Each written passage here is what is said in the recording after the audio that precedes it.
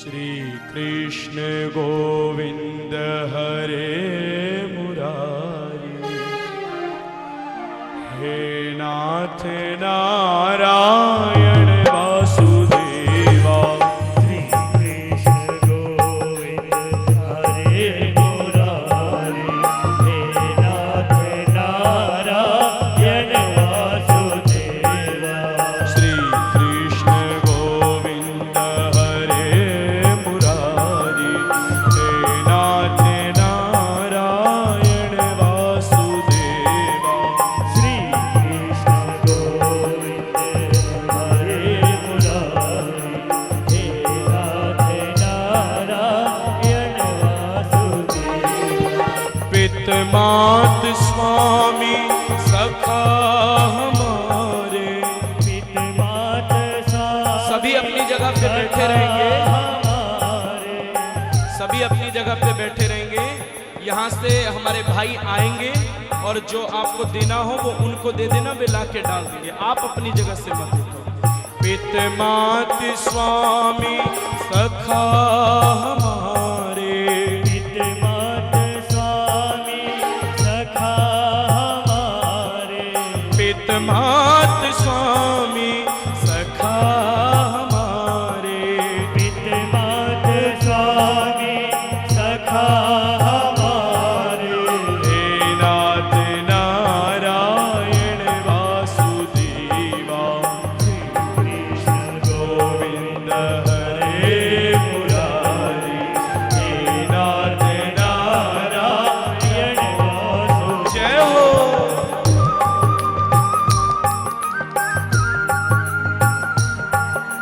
बोलो भक्त और भगवान की। जय हो।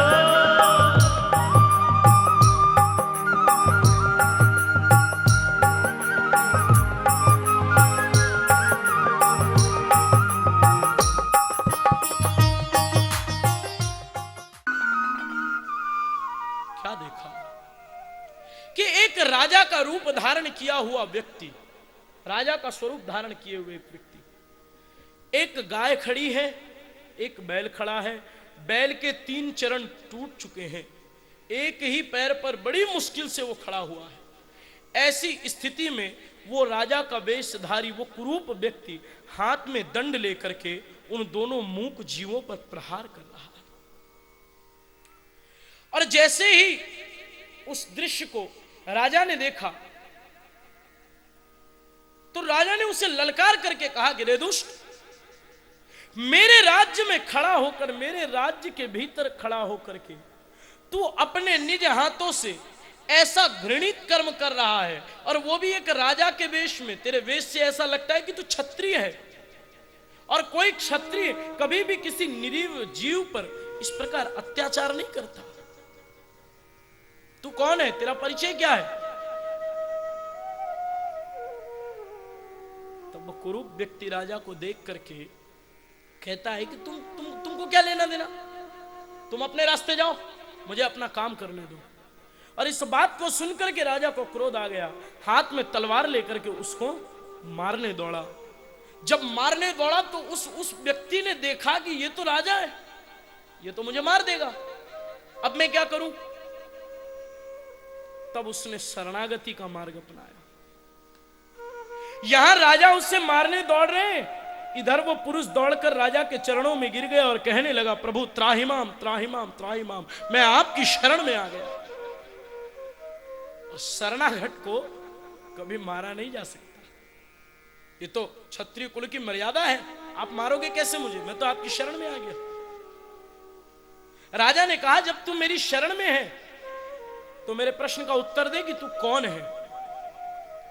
तो वो पुरुष हाथ जोड़ करके कहता है कि राजन, आप क्रोधित न हो, मेरा नाम कलयुग है, मेरा नाम कलिकाल है, और अभी मैं यहां उपस्थित हूं, इसमें दोष मेरा नहीं है, ये तो विधाता का चक्र है। द्वापर युग जब चला जाता है तो मेरा आना निश्चित होता है। मैं चतुर्युगी में सबसे छोटा भाई हूं, हम 4 भाई हैं। सबसे बड़े भैया सतयुग, उसके बाद त्रेतायुग, उसके बाद द्वापर युग, और सबसे छोटा मैं कलयुग। और राजन, हम चारों युग मनुष्य के जीवन में हर रोज आते हैं। ध्यान से सुनना बात। कलयुग ने बड़ा सुंदर उपदेश दिया राजा परीक्षित को कि राजन, हम चारों भाई मनुष्य के जीवन में रोज आते हैं। परीक्षित ने प्रश्न किया, वो कैसे? बोले, जब सुबह सुबह जीव उठता है सो करके, सुबह उठने से लेकर के मध्याह्न के समय होने तक सतयुग का समय है। हम स्नान करते हैं, प्राणायाम करते हैं, मंदिरों में घंटा घड़ियाल बजते हैं, आरती पूजा होती है भगवान की, हर जगह भजन कीर्तन होने लगता है, धूप दीप की सुगंधी हर जगह आती है। ये सतयुग है। सुबह सुबह उठते हैं हम भगवान का नाम हरे कृष्णा कृष्ण कृष्ण हरे हरे स्मरण करते हैं भगवान का, ये सतयुग है।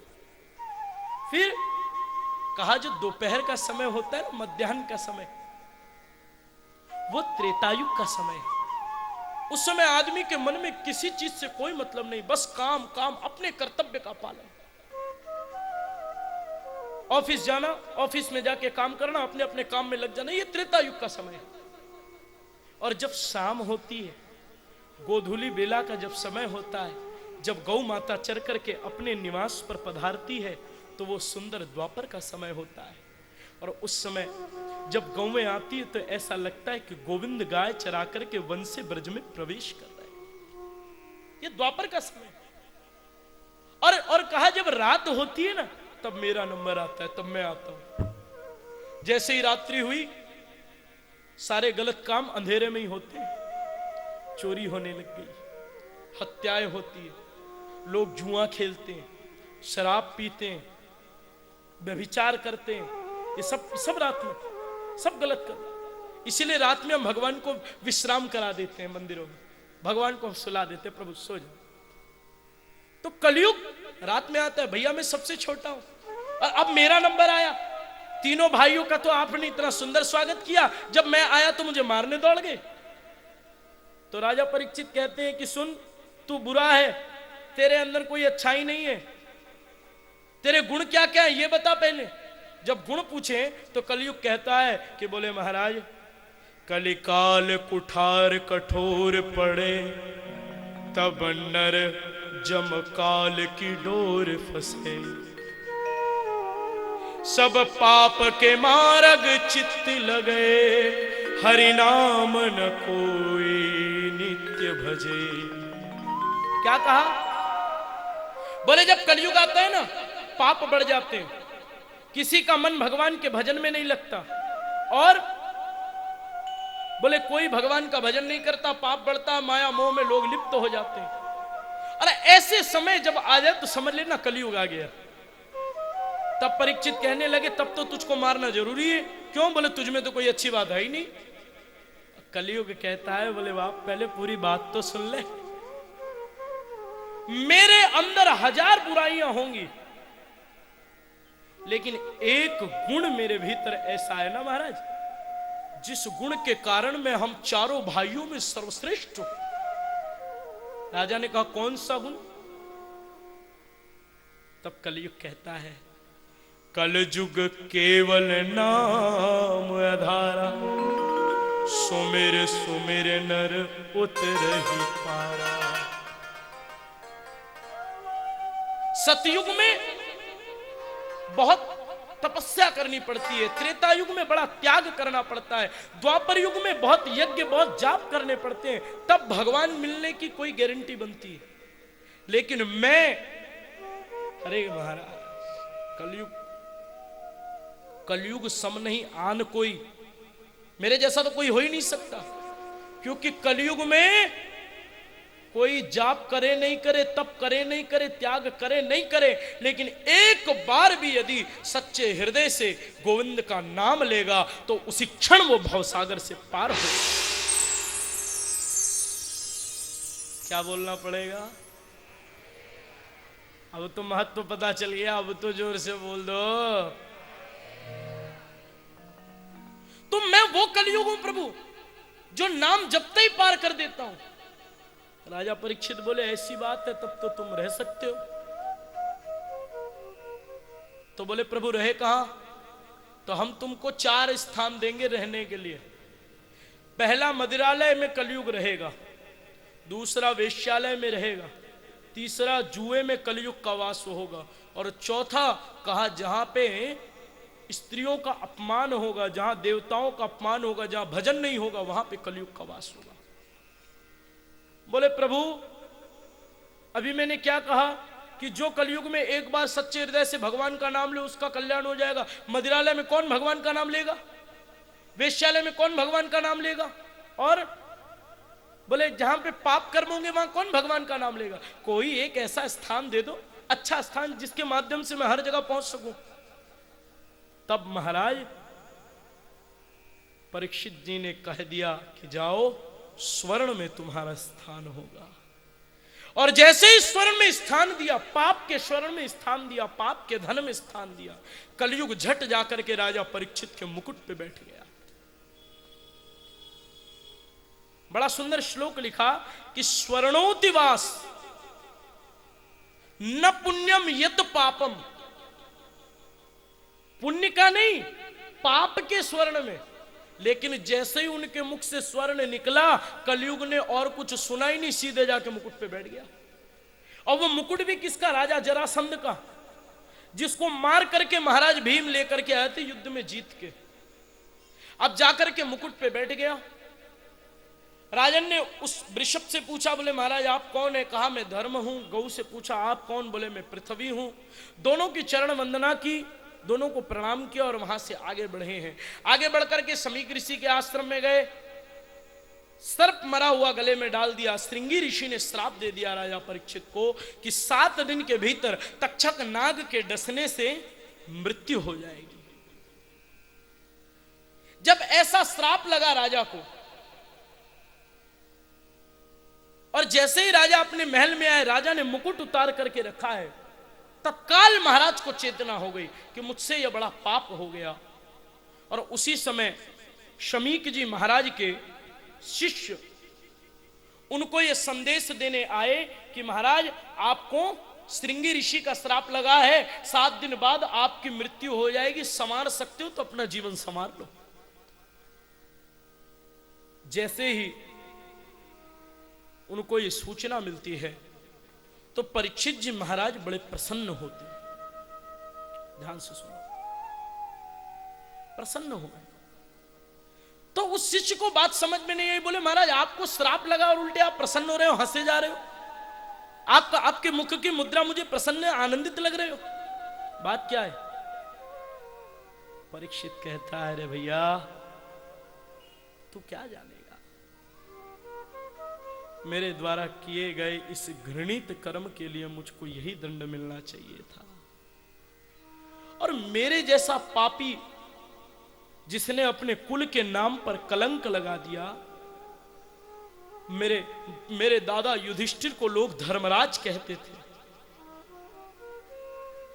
अर्जुन गांडीवधारी जिनके रथ के ऊपर महाबली पवन पुत्र हनुमान बैठा करते थे, और स्वयं योगीराज भगवान कृष्ण जिसके सारथी थे, ऐसे दिव्य कुल को मैंने आज कलंकित कर दिया। और अरे भैया जब मैंने इतना बड़ा पाप किया है, उसके बदले में यदि उस महात्मन ने मेरे जैसे नीच के ऊपर दया करके मुझको ये दंड दे दिया है, तो ये मेरे लिए कोई दंड नहीं है, ये तो मेरे लिए सौभाग्य की बात है। और उससे भी बड़े सौभाग्य की बात यह है मेरे भैया कि मुझे उन्होंने दया करके 7 दिन का समय दे दिया। मेरे जैसे पापी को तो तत्काल भस्म कर देना चाहिए, लेकिन उन महात्मन की बड़ी दया हुई कि उन्होंने मुझको 7 दिन का समय दिया। उसी क्षण राजन ने प्रजाजनों को बुला करके जन्मेजय का राज्याभिषेक किया है और स्वयं गेरुए वस्त्र धारण कर लिए, राज वस्त्र त्याग दिए हैं और घर बार छोड़ करके महल से निकलकर आज राजा परीक्षित जा रहे हैं। जब राजा परीक्षित रास्ते पर चलने लगे तो लोग परीक्षित को देखते हैं और आपस में बातें करते हुए कहते हैं कि वो देख, पांडव वंश का प्रदीप्त सूर्य जा रहा है। वो देख त्याग की मूर्ति जा रही है, वो देख धर्मराज युधिष्ठिर का धर्म जा रहा है, वो देख भीम की भुजाओं का बल जा रहा है, वो देख अर्जुन के गांडीव की प्रत्यंचा स्वयं चली जा रही है, वो देख चक्रवर्ती सम्राट परीक्षित जा रहा है। चेहरे पर एक आनंदित उल्लसित हास्य का भाव लेकर के परीक्षित महल से निकलते हैं। माथे पर सुंदर तिलक लगा है, आंखों से प्रेम के अश्रु बह रहे हैं, होठों पर मुस्कान है। ध्यान देना मेरे भाई बहन कि हम इस संसार में कितने भी डूबे रहे, लेकिन संत कहते हैं जिस क्षण हमारे मन में वैराग्य उत्पन्न हो जाए उसी क्षण घर बार छोड़ करके निकल जाओ, उसी क्षण संसार त्याग। मन में वैराग्य आया और अगर हम ये सोचने लग गए कि ठीक है थोड़ी देर बाद जाऊंगा, मन में वैराग्य आ गया अब तो दुनिया छोड़ना है, चलो वृंदावन जाता हूं, रिजर्वेशन करा लिए। रिजर्वेशन कब की? 2 दिन बाद की। इसको वैराग्य हुआ है मन में। अब वो 2 दिन में क्या विचार आते हैं? 2 दिन छोड़ो, वैराग्य की भावना आने के बाद में अगर 3 घड़ी के भीतर घर नहीं छोड़ा ना तो मन में क्या क्या भाव आते हैं? मैं चला गया तो मेरी सुंदर सी पत्नी का क्या होगा, मेरे छोटे छोटे बच्चों का क्या होगा, मेरे बूढ़े माँ बाप को तीर्थ कौन कराएगा, मेरा इतना बड़ा बिजनेस है मेरा भाई खा जाएगा है? अरे प्यारे, जब भगवान हमें इस धरती पर भेजता है उस समय हमको दुनिया का सबसे बड़ा खजाना देकर के भेजता है। कौन सा खजाना? ये हमारी सांसें, ये हमारा हृदय, ये हमारी बुद्धि, ताकि हम भगवान का भजन कर सकें। और जैसे ही धरती पे आते हैं ना, हमको संसार की आसक्ति जकड़ लेती है। लेकिन याद रखना, जो आसक्ति है वो जा भी सकती है। जो आसक्ति है ना वो जा भी सकती है, वो परमानेंट नहीं है। और इस दुनिया में परमानेंट है तो केवल एक ही चीज, हरि बोल मेरी रसना घड़ी है। श्वास श्वास में राम रटो, बिरथा सांस न खोए, और ना जाने निश्वासन का आवन हो न हो। मेरे भाई, इसलिए सांस सांस में भगवान का नाम लेना चाहिए। क्या पता, कौन जाने ये श्वासें हमको दोबारा मिले न मिले। राजा परीक्षित की आंखों में प्रेम के अश्रु हैं, निहार रहे हैं अपने इंद्रप्रस्थ को और आगे बढ़ते जा रहे हैं। लोग पीछे पीछे आ रहे हैं, पुकार रहे हैं, महाराज मत जाइए। हे महाराज, आप चले गए तो हमारा क्या होगा? परीक्षित का सेनापति कहता है कि महाराज, भगवान की कृपा से हमारे भीतर इतना बल है, हम स्वर्ग में जाएंगे, इंद्र से युद्ध करके आपके लिए अमृत का कुंड लेकर के आएंगे, आप हमको छोड़ के मत जाइए। आपके लिए अमृत ले आएंगे, आप हमको छोड़ के मत जाओ। पूरी प्रजा विलाप करने लगी, राजन मत जाइए। लेकिन राजा परीक्षित कहते हैं, अरे भैया, मेरा मन तो मेरे सांवरे से लग गया। आज जीवन में प्रथम बार, जीवन में पहली बार मुझे अपने अपनों का ज्ञान हुआ है कि मेरा अपना कौन है। अगर तुम मेरे अपने होते तो कभी ये अवसर आता ही नहीं, कभी मुझे तुम्हें छोड़ करके नहीं जाना पड़ता। तुम कभी मेरे अपने थे ही नहीं, ये संसार कभी मेरा अपना था ही नहीं, इसलिए आज मुझे छोड़ के जाना पड़ रहा है। हम आप लोग कहते कि दुनिया मेरी है, मेरी, अगर अपनी होती तो क्यों जाते छोड़ के? 60, 70, 80 के बाद सबको जाना है। अगर अपना होता तो छोड़ के जाना नहीं पड़ता। तब परीक्षित जी महाराज वैराग्य लेकर के निकल गए नगर से, गंगा जी के तट पर आए हैं, सुंदर गंगा में स्नान किया, हाथ जोड़कर गंगे महारानी से अर्जी करते हैं कि हे माँ, मैं अपना सब कुछ त्याग करके तेरी शरण में आया हूं माँ, बस मेरे जीवन के 7 दिन बचे हैं, तू मुझ पे इतनी कृपा करना कि इन जीवन के 7 दिनों में मेरे मन से कभी भी भगवान की विस्मृति न हो जाए, मैं रात दिन मेरे गोविंद का भजन करता रहूं, इतनी कृपा मुझ पे कर देना। और मां गंगा का आशीर्वाद लेकर गंगा नदी के तट पर विराजमान हो गए एक वृक्ष के नीचे। ये बात धीरे धीरे धीरे धीरे पूरे समाज में फैल गई, संसार में फैल गई। सब साधु संतों को, बड़े बड़े मनीषियों को, ऋषियों को, ज्ञानियों को, महात्माओं को, वेदांताओं को